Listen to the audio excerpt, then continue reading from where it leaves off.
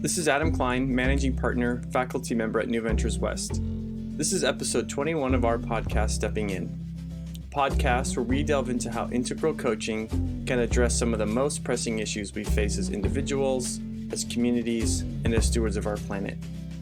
In this episode, I speak with Christy McClendon, CEO of New Pathways for Youth. New Pathways serves youth ages 12 to 21 experiencing poverty and 4 times the adversity of other youth. Adversities such as parent incarceration, abuse and neglect, substance abuse, and high school dropout. Through one-to-one mentoring and connected communities of other mentors and youth and evidence-based personal development and life skills, retreats and workshops, their youth create breakthroughs in self-destructive thought patterns that lead to actions consistent with the future they want. They've transformed more than 7,000 lives since their founding. Our conversation begins by exploring in more depth the work New Pathways does with youth in the Phoenix area and looks at how integral coaching is supportive in their efforts. So New Pathways for Youth is a nonprofit organization working with youth between the ages of 13 to 21 who live in the greater Phoenix community that are experiencing high levels of poverty and adversities such as incarcerated parents, homelessness, substance abuse in the home, emotional, physical, sexual abuse in the home. And our youth are experiencing those adversities at 4 times the level as other youth in our community. So we're working with a pretty vulnerable, high-risk population of youth. And our focus is how we disrupt the chronic poverty and adversity that our youth face, that our youth are able to look at themselves and see the greatest possibility of themselves in their future, and to start developing the skills and the tools and the supports in their life that will allow them to achieve that greatest possibility of themselves. You know, we live in a world where measurement is oftentimes really important, and at New Pathways, we do measure our impact with our youth, and there's so much that we can't measure about our impact with our youth. But one of the ways that I like to help people understand what's happening with the youth that we serve is that the national benchmark for youth experiencing like poverty and adversity to graduate high school is 55%. At New Pathways, over 95% of our youth graduate high school coming from those same adversities, which I believe is a true testament that when we support and put the supports, the structures of support, help develop the skills, that these youth have a commitment to achieve their greatest possibility of themselves and to live a full life without the adversity and without the challenges of poverty, and that they are so capable of doing it. So part of the work that we do at New Pathways, I realize, is how do we do that is an important part of that question of who are we. And we do that through personal development, life skill development, and placing a caring, stable adult into the life of our youth so that they have the support and the guidance needed. So we train volunteer mentors in our community that go through a pretty strenuous volunteer training and orientation process.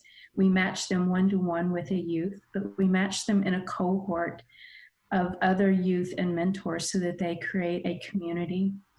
This community of about 35 other mentors and youth matches, so a total community of about 70, becomes a place of belonging, acceptance, and love that so many of our youth are seeking. So it becomes a community that they are able to experience that sense of connectedness that they long for, that provides a structure for them to try new things, to experience the world in new ways, to expand their knowing of themselves, their trust in adults, which has oftentimes been so severely broken, and to start to see a future for themselves that they haven't seen as possible before them. So through the powerful combination of personal development, life skills, training, and relationship, we're able to break the cycles of poverty and adversity for our youth. Fantastic. And when you're working with the youth, these mentors seem to be a really critical component of it. as well as the back office. Can you say more about how you're seeing how to train your mentors so that they can be in this loving relationship with the youth? Yeah, one of the things that happens in our program, while our mission is about serving youth and disrupting poverty and adversity for them, what happens is most of the adult mentors come to us with an intention of bringing goodness into their community, into their life by volunteering, by sharing their time.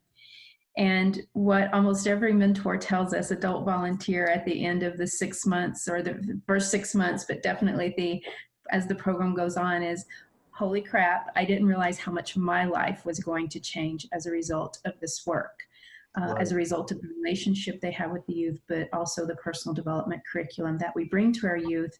Our mentors have to be in it as well, to be able to guide and support the youth in it. So our training program for our mentors is very much a fundamentals of what is mentoring, what is it not, that it's really about providing support, guidance, acceptance, belonging, openness, listening, non-judgment, and how in that space is really where youth is able to be seen, oftentimes for the first time in their life, and feel heard and feel a sense of connection that is one of stability and nurturing.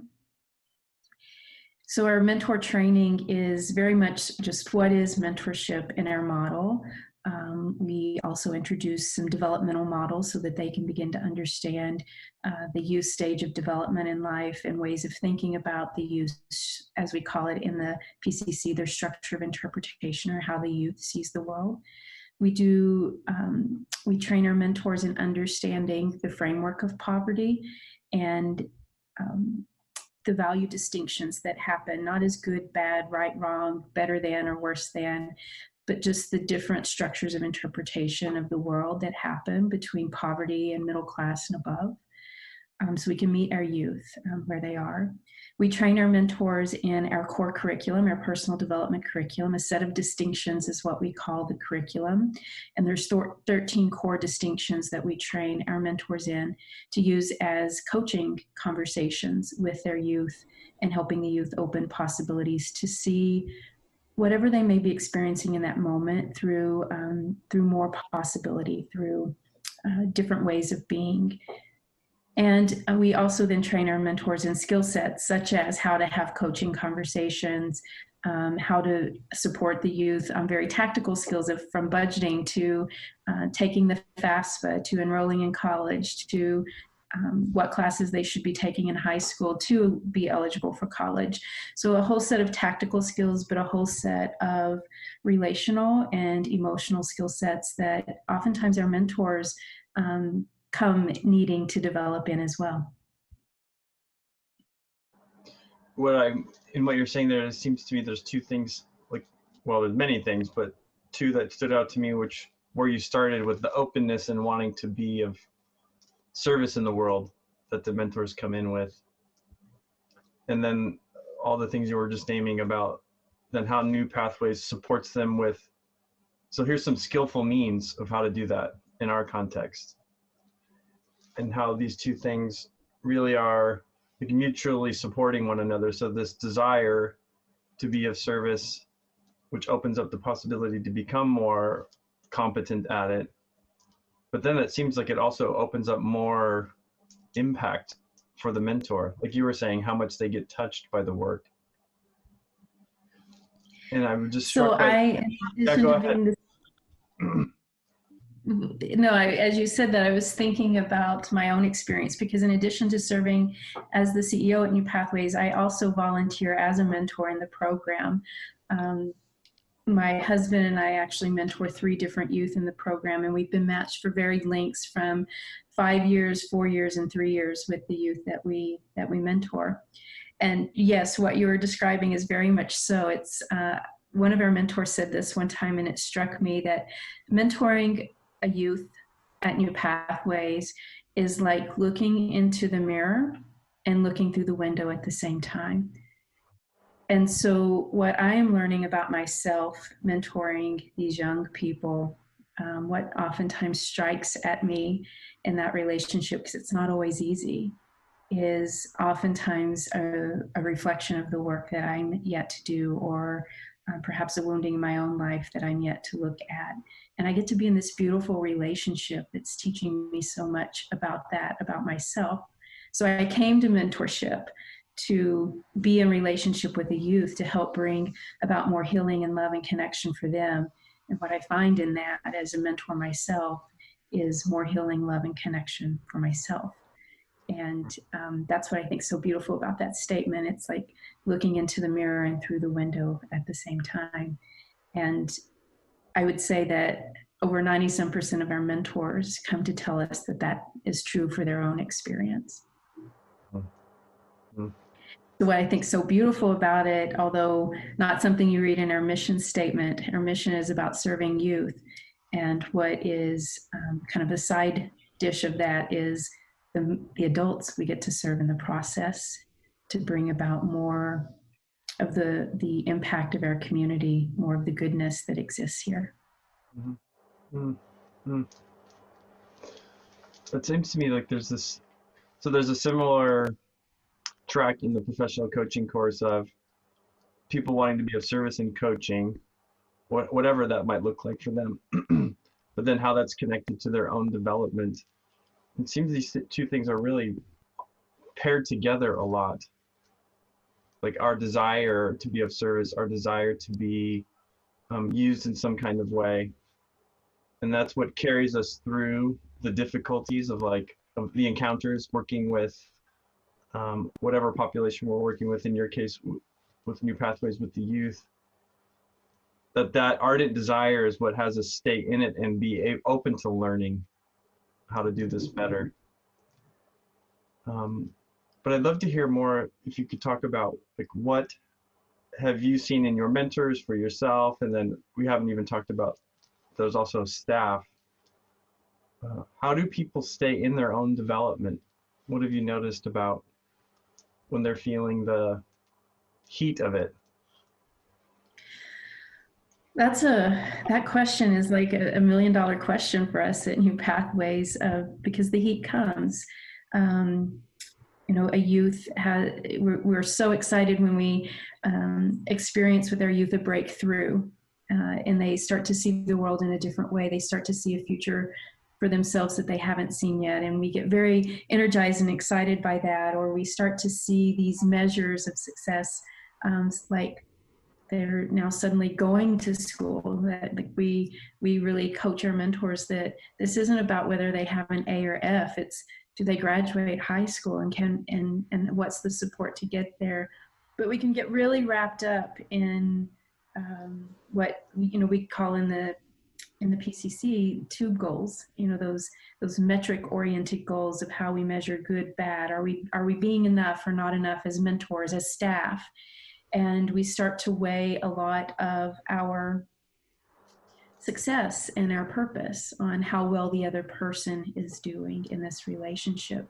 So this question you're asking is a really important one for us, about how do we see all of the possibilities and start to understand the aspirational goals of these youth to live a different life, and all the ways that begins to happen, that they might start going to school. They might say thank you to their teacher for the first time. They might start to see that their teachers aren't out to get them, so to speak, that they're actually on their side and want to bring about the best in them.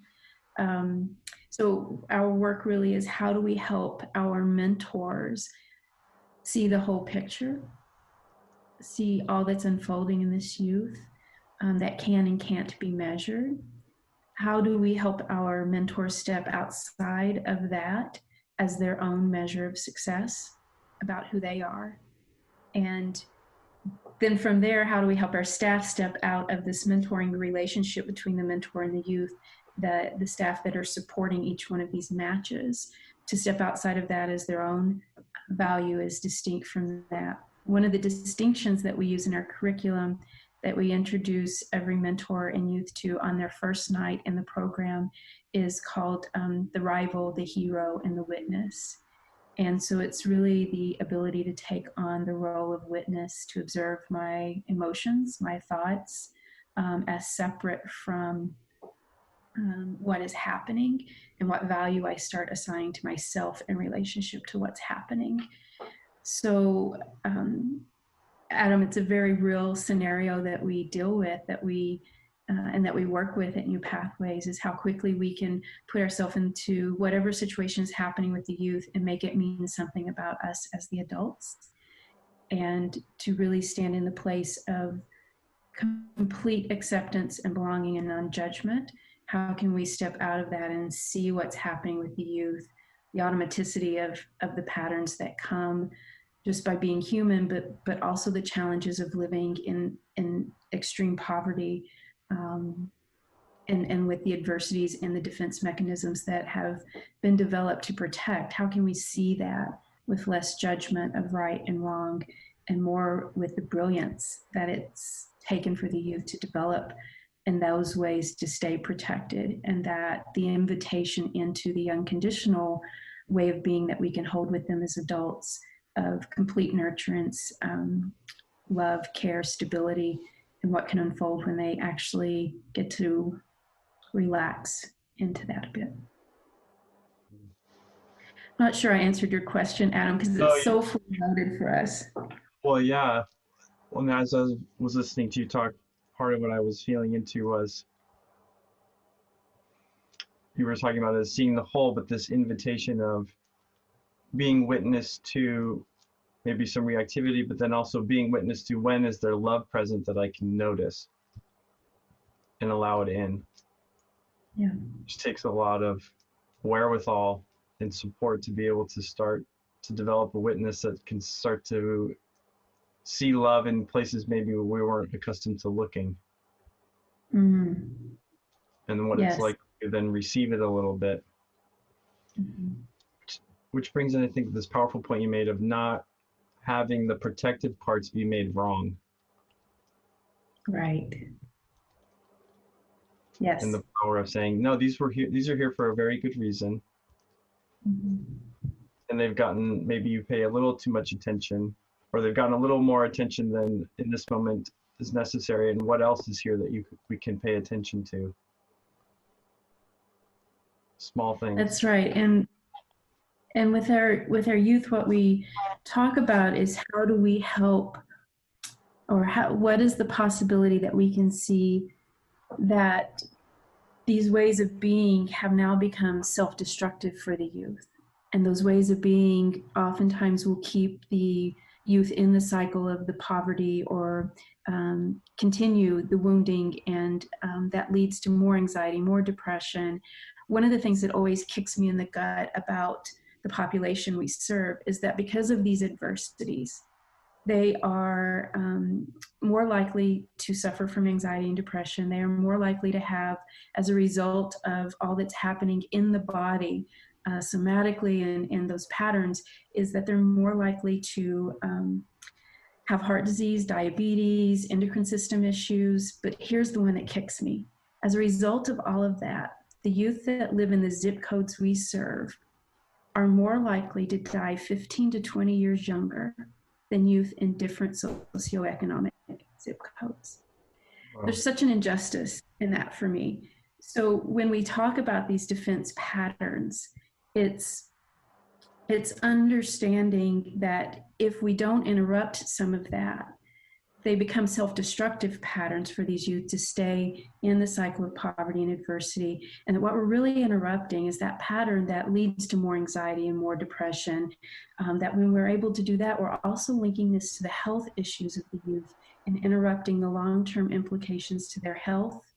And ultimately affording an opportunity that these youth will live a longer, healthier, fuller life. And so, yes, you're so right. Like, how do we see that all of this has been developed in such a protective way? And by creating supports that the youth can start to loosen some of those ways, that we can interrupt the destructive pattern of those ways and start bringing about a more opportunistic and more possible way for their future that is filled more with what their hopes and their dreams and their goals are. Mm. So what kind of So it kind is of go ahead. I'm sorry, go ahead. No, please go ahead. I was just going to circle back to some of the this how this takes place for the youth. What what are some of the ways that this gets brought in? So our program model is one that begins with a 3.5-day intensive retreat where the youth and the mentors meet for the very first time. And they will go through this 3.5 intensive retreat, being introduced to the distinctions of our curriculum. So we're touching the surface in the introduction and the knowledge share of the distinction, and working with them a little bit through the curriculum at the retreat. But the model is a multi-year program where the youth and mentor then are committed to coming together with their cohort, their community, once a month into a facilitated 3-hour workshop that is facilitated by our staff team, where we continue to take the curriculum and unfold more deeply in it. So we're very much concerned about the vertical development of our youth, along with the horizontal development, like graduating high school, going on to post-secondary education success or career opportunity that breaks the cycle. So we're looking at horizontal and vertical development through the curriculum and through the retreat and through the workshop as we work with each youth and mentor. In addition to that, every match, mentor and youth match, is supported in our model by a case manager who is working monthly in addition to the workshops one-to-one with the mentor and the mentor's development, and in relationship to the youth and the youth's development. So their very particular circumstance that the youth is facing, the challenges, the opportunities for that particular youth, the case manager is supporting the mentor in the development and the progress of that mentor and that youth to reach the youth's desired outcomes. So every match has a case plan, as we call it in the human services, that's really driven by the youth. What does the youth want long-term for their future? And then how do we break that down into kind of sets of actions? We call them project plans. So the youth will have an 8-week project plan that they're working on that pulls out something important in their life. It might be a relationship that they're wanting to work on and improve. It could be that it's educationally oriented, that they want to improve in a certain class or just start going to school and have their attendance be at a certain level. Or it could be something they're looking at with themselves, that they want to work on noticing that they move into anger and violence as a way of coping with things, and that they want to start working with the emotion of anger. And so each match will have an 8-week project that they're working on in that way, ultimately leading to the long-term goals of the youth, which is, I don't want to live in poverty. If you talk with youth, it's always, they envision a house for themselves where they have a family and a yard and those things that almost every human dreams of having in the US. And so how do we start breaking that out into these measurable projects? And by measurable, what I mean is, what am I learning? And what am I going to take on next as a result of my learning? Not did I pass or fail. That's one of the hardest things we have to overcome with our youth and our mentors, is breaking the mental model or shifting the mental model that projects aren't pass or fail. Projects are, what did I learn about myself that I can carry forward for bringing about more of what feels real and true for me? Yes. What capacities do I now see in myself that I didn't see before this project, that I can lean into more? What patterns are destructive for me that came about in this? And by destructive, what we mean is they take me further from what I really want in life. And so I can start to look at those behavioral patterns and disrupt them, Right. shift them. Yeah. So that's a bit of the structure of our program and the multiple elements that are working together for where we're really aiming to be with each youth. And I know, so for those listening, a few people that are at New Pathways have gone through the professional coaching course. And I'm curious what you saw or what drew you to integral coaching that you saw as being supplemental or helpful for your work. So at New Pathways, one of the things that exists in the nonprofit world is funders like to know that their dollars are making a difference. And there's some that's probably a whole other podcast to get into about how we measure the success of nonprofits in this paradigm that we function in around that. And so I'll save my soapbox for another time on that. But the truth is that with funding from foundations, corporations, and individuals are measures that folks want. And so we are always looking at how we measure a program to report in those ways. But we have a grander view of our program evaluation, and it really is, how are we doing serving our youth? Are we meeting our mission? And if not, then what is the opportunity for quality improvement in our program model? So we evaluate our program, and a few years ago, we were identifying that we were serving our youth and reaching our impact really well. And we were finding, though, our mentors were oftentimes feeling frustrated and overwhelmed, and as a result weren't continuing in the program. We weren't retaining our mentors at the rate we wanted to. Our evaluator kept diving into the data, and he came back to me and he said, Christy, your team's doing a great job with case management. Like, you can put a case plan together for a kid, you can help a kid achieve these horizontal goals, but there's something that's really missing in the relationship piece with the mentor.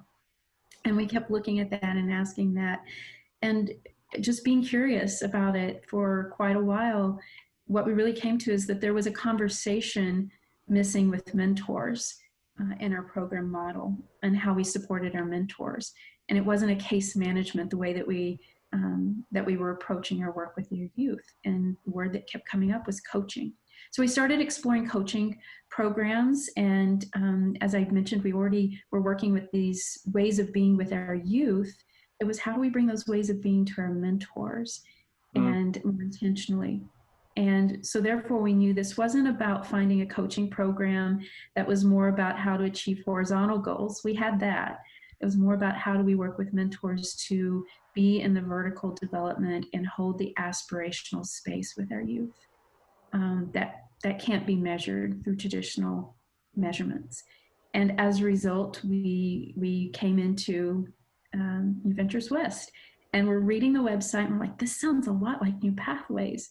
And I came to one of the introduction courses, and within the first 2 hours, hearing some of the curriculum in New Ventures West, it was like, oh, that's what we call, possibility of possibilities. Oh, that's what we call fact versus interpretation. And I could see these parallels, and it really became an opportunity to broaden our own language, develop our own capabilities, to be more into the mission that we were looking to bring about.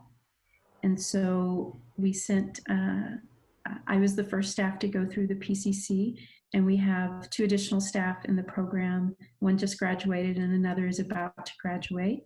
And we are excited to bring another staff this fall and to continue to deepen our work by deepening our personnel. A few times you've made this distinction about horizontal development and vertical development. And, I have my way of thinking about it, and I think, lots of people have their ways of thinking about it. But I'd love to hear from you and how New Pathways holds those 2 things. Can you say a little bit about each? For me, it's when I think about a youth, the obvious horizontal goals that we all think about is these milestones of pass your classes, graduate high school. We don't believe that all youth have to go to college to be a success, but we want to make sure they have a post-secondary plan that supports them in breaking the cycle of poverty to live the life they want to live. And so that could be college, it could be community college, university, it could be a trade school, it could be military, it could be an apprenticeship, whatever allows them to be in the way of the world that they want to be in. So we think of that horizontal development as those kind of milestones, and how do we help youth achieve those? And as I mentioned, many of our youth, they will be the first in their family to graduate high school. And so those horizontal goals become really critical to understanding how we can break the cycle of poverty through education and career and employment. But we also understand that the real breaking of poverty and adversity happens with what's happening inside of me, and the ability to be met and seen, to feel understood, to feel connected, to feel like I belong in the world. It's one of the things, Adam, that just crushes me when our youth come into our program. Hardly any of them rate or share that they've ever felt belonging or acceptance in their life. And so to meet them with that, so that they can see that you do belong in this world, you have purpose, you have contribution, you have meaning. And how do we hold space so that they can connect into that and feel and connect with the greatest possibility of themselves? So it's really, how do we hold the vertical space to allow them to blossom into who they are while they're going about these goals that have been horizontally set in our culture and our society, so that they know who they are, what they stand for, what they value, and that when life gets difficult, and it's already very difficult for our youth, that they can keep meeting themselves in all of their goodness, instead of following in the patterns that they feel like, or the paths that they feel like are the only possibility for them, which is continuing with the homelessness, the substance abuse, the violence.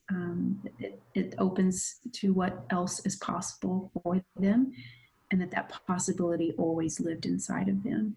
I like to say we hold the possibility of them as adults until they can grasp it themselves and begin to live it for themselves. As you were talking, it was thinking through, when you first started, so we can help them graduate high school or go on to post-secondary education or apprenticeship or job training. And it's like, oh, well, why not just stop there? That sounds great. Why take on this added vertical work, quote unquote? But it could feel, as you were talking and putting my mind into, well, because you could do all of those things but still not feel connected, like you're saying. Or another way of saying it is still feel angry or jaded or resentful, which when met with obstacle could just take over and sort of sabotage or derail any kind of horizontal progress. This is what I'm imagining, and I'd love to hear from you. That is exactly it. Yeah. I'm going to listen to this recording, because you just said that, like, I need that language that you just explained it exactly how we probably struggled to explain it. But opening the vertical allows for some resilience in the face of horizontal obstacle, and capacity to say, no, I do belong and I can make it through this because of that small glimmer of internal resource. Yes, and where my mind goes with that is when a few years ago, New Pathways for Youth had acquired another mentoring program in our community that was had to close its doors. And it was a program very much focused on the horizontal development, how to work with kids coming from poverty and move them through academic achievement. That was its mission. And for when we first acquired this program to support these youth and mentors, we looked at the outcomes for those youth, and almost all of those youth went on to college, which was a great success. So we had this beautiful study of the New Pathways, our very core model of vertical and horizontal development. And then we had this program where it was very much focused on the horizontal development, or getting these kids to post-secondary education. And this program we had acquired was having greater rates of youth going on to college. But as we looked closer, it also had youth that told us were experiencing higher levels of anxiety, depression, and even dropout of college than the youth that had gone through the program, our core program of horizontal and vertical development, where they were more resilient in the world for the long term. And so there was something we could see then that was amiss. We've since integrated that program we acquired fully into our horizontal and vertical development. And we're working with a lot of those youth that were in that program we acquired that are now in college. We've actually, as a result, started a young adult program for those youth to come in and learn more of the vertical work and be in the vertical work, which it's just so beautiful to watch these 20, 22-year-olds meeting this work, and the tenderness and the just, it's like what's happening for me right now is a very visceral reaction, because I can see their faces and there's just like this exhale that happens in their body as they meet this work, and realizing that there's another way of being in the world that brings their wholeness, that brings all of them forward, and that the emotion and isn't meant to be tucked away and tampered and put aside, all for the striving of a goal. It's all the beauty is in the unfolding of it all, and all I'm going to learn about myself, and then it's all okay to learn and be curious about. Right. And so watching their bodies literally just almost exhale and relax, and watching the expressions on their face just soften and their eyes become wide with curiosity and wonder that's why I do this work. It's for those moments. Yeah. Well, and the ramifications of that, like the way that trickles out to people that they encounter. I mean, just from a biological level, if we think about mirror neurons and how who we're around impacts our own biological response. So if your youth are in a more relaxed state, open state, which helps with learning, helps, all of the things that you're talking about for them, but then how that also carries out into people they encounter. And they don't even have to do anything. It just is a biological phenomenon of we mirror each other. So if you're around somebody who's relaxed, you start to relax more. And this is why we do the work we do with the mentors and their training and development. And so coaching with their mentors is about, all right, you've had a tough day at work, you're very wound up, you're going to be with your youth this evening for an outing or a session. What has to happen between your space of work and being with this youth who's already living in utter chaos? How do we bring more calm, more groundedness, that they can sense it in us and be in it with us? So they get a little taste of it time after time after time as they're exposed. And the other thing that comes up for me as you're talking, Adam, is not only the people that are in our life today now get to experience this way of being, as you're talking about, we're changing generations. Right. We're interrupting that in the DNA coding that's going to be passed on to future generations. And so not only will the next generation of our youth live with less adversity and less poverty, they will also live with more belonging, more acceptance, more greeting of the world with love and goodness. Right. And how can that change our world? Yeah, no kidding. And how about for the staff? What is in place for the staff to keep? So you have the mentors working with the youth, and then the staff working with all of these mentors. How do you keep your internal team and your internal unit in this and engaged and open and able to be a part of this work? Part of it's the culture that we create at New Pathways and what our guiding principles are. And those principles, some of them are really about relationship is one of our core principles at New Pathways, being in purpose and how do we bring about the purpose of each of us. So guiding principles really are not just values that we hang on the wall. They're conversations we're having every day, and how we go about decisions in our own development as individuals as we come and meet and greet each other to do this work. We also have a lot of structures of support for our staff in this way. We work with New Ventures West. Each one of our staff has a coach through New Ventures West PCC graduates, and so every one of our team members is in a coaching program. We have staff that all of our team meetings begin with ways that we invite our staff to show up as their whole selves. So we begin every team meeting with, what's your well-being score today? And I always love when new staff get hired, because they always have this look and they're like, do you want to know personally or do you want to know professionally? And we say, you're a whole person. So it's whatever it means to you, but we don't ask you to divide yourself. And just share with us what your well-being score is and why it's that, as vulnerably as you're willing to.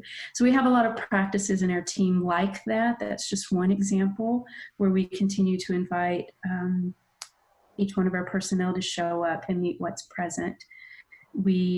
Present for themselves and present as we greet and work with each other.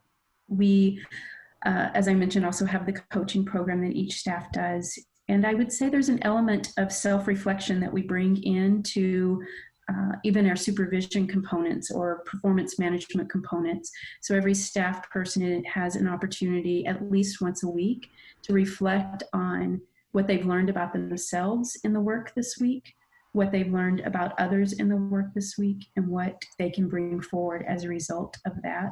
So it's an invitation to be in continual reflection and experimentation of the work, and trying on. We have a distinction of try on something new, see how it works, what you learn, what evolves, and what you would take from it. So it's really a cultural piece. Yeah. And then we have certain practices that we have that support those cultural pieces. And then we have more formal programs like the formal coaching program that each staff member participates in. And then we have ongoing training. And so we partner with a lot of different experts in the field, I guess, or just folks that are really curious about the work, bringing in more training and development. We run a staff book club so that we're reading a book and being curious about the work. So a lot of structures of support to do this with our staff. Yeah. And then we also continue to send our staff to the PCC and plan for that as a priority in our organization, so that way we realize that in order for our staff to do this work with our mentors and for our mentors to do this work with the youth, our staff has to be, to use the 10 ways language, we have to be deeper than those that we're working with. So we have to be in the continued commitment to our own development to do the work that we do. Right. So many things there. One that stood out to me is how you're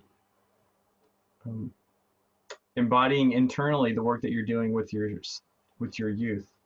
Yes. So how do we sustain this? Well, let's apply our own method of being open to learning, engaging in practices, being part of a community, and that's what can help sustain us. It may sound so simple as people listening, but there's many nonprofits where it's not always the case because of pressure or whatever, that what's done with the clients, quote unquote, isn't always practiced internally. So that you have this more holistic, integral model seems to be part of the magic of what's happening in your organization, because of how it doesn't go start at the center and go out, but really is this cycle of staff mentors youth, but then the other way around, youth mentors staff, and having those channels flowing back and forth can help people, especially when this kind of work, to use a word earlier, when the heat does get turned up, we don't want to be in it anymore. Then we have our practices to help us, or we have our community to support us, we have our coach. All of these structural pieces that are in place to help us. Yes, I think one of the things that pops for me in what you just said as well is that, we do have the pressures of the work that we do, just as I'm sure every profession and industry does. And in that space is what is our own responsibility to be resilient in the work so that we can continue to bring forward our contributions to impact the lives of others and allow our lives to be impacted in so doing.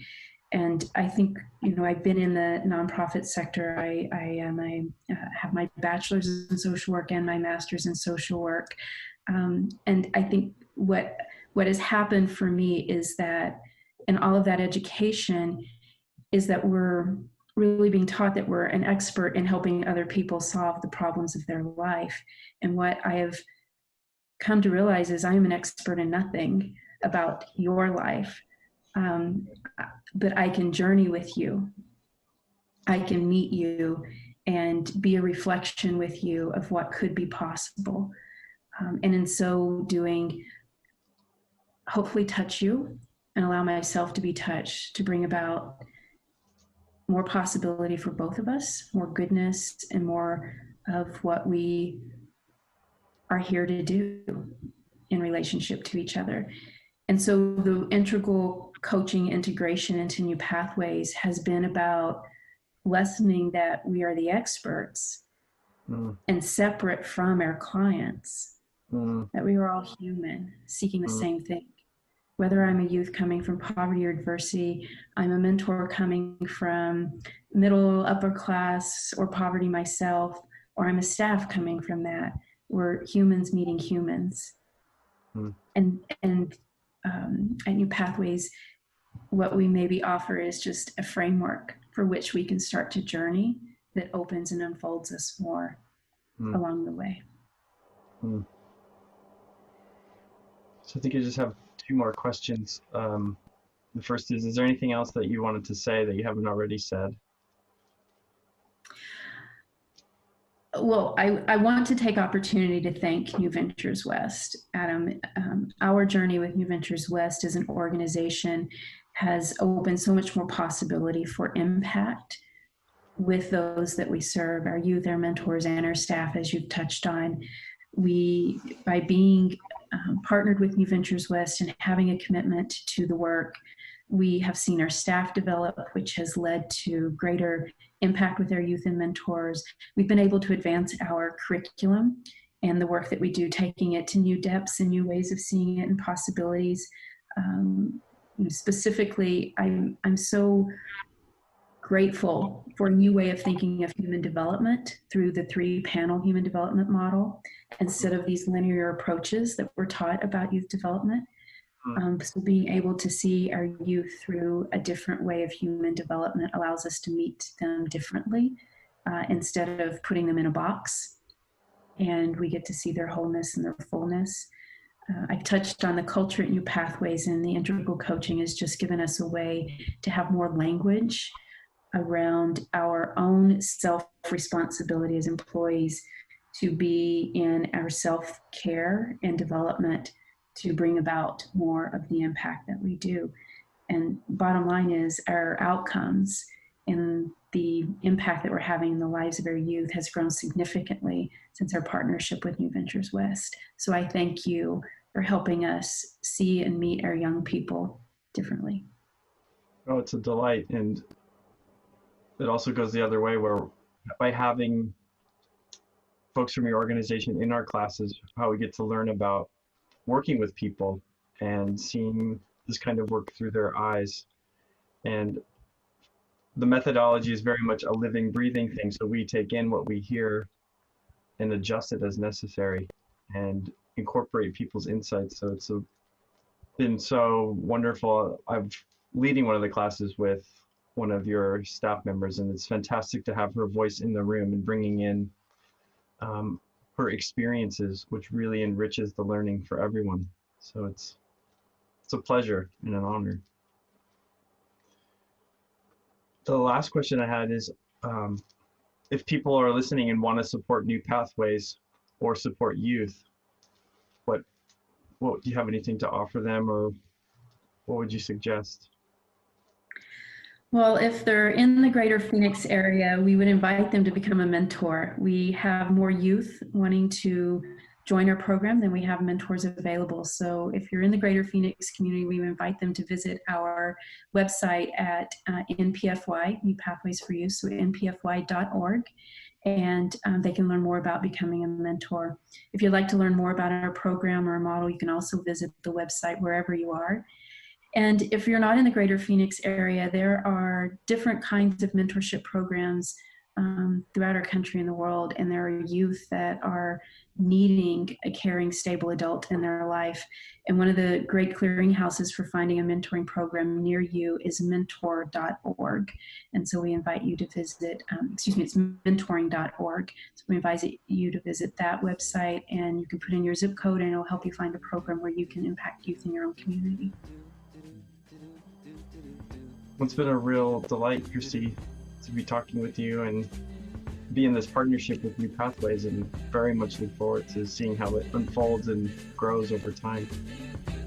Yeah, me too. Me too. Thank you for all that you do and all the ways that you've deepened and enriched my life through this process.